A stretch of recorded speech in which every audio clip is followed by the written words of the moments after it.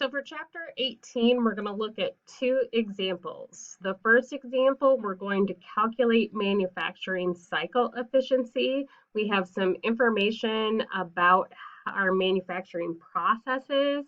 So we have how much time we spend inspecting a product, manufacturing a product, storing our inventory, and transporting a product.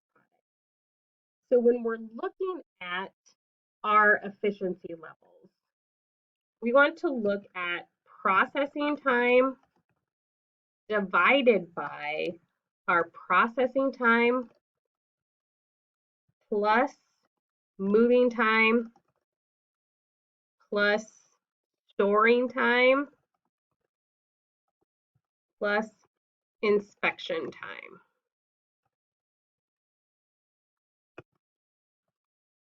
So in this example, what we would have is our processing time, so our manufacturing time of 2.10 hours divided by 2.10 plus 3.25 plus 0.35 plus 0.3.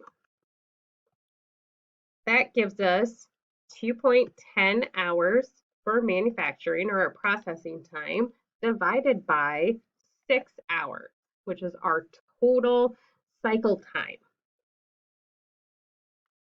giving us a 35% efficiency rating for that product. Next, we're going to look at productivity measures, some partial productivity measures for labor on these 4 locations.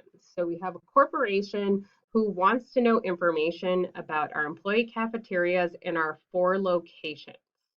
So we have our labor hours and the number of meals served. So for our partial productivity, if you remember from the slide, equals our output, which are meals, divided by input, which is the number of labor hours. So we have 4 locations. We have the Mobile location, and we have our output of 104,000 meals divided by our input of 35,000 labor hours. That gives us partial labor productivity of 3.257. If we look at each location individually, then we can compare versus which location is more efficient than the other location.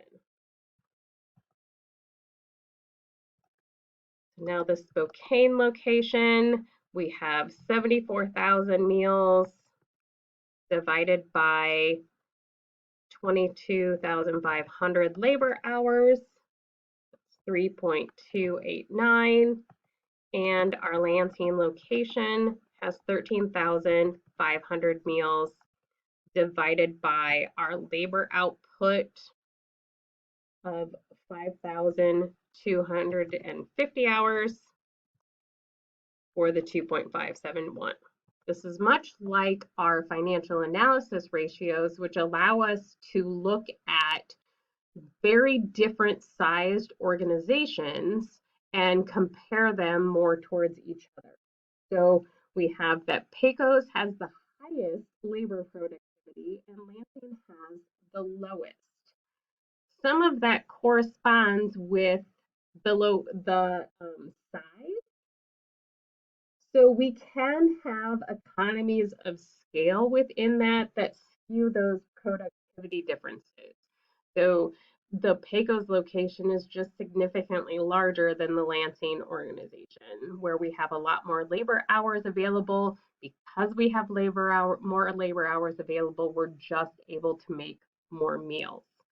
So we can have that kind of scale. However, that allows us to look at what is our input labor hours to our output. So how are we facilitating turning labor hours into our meals? Or how productive are we with our labor hours?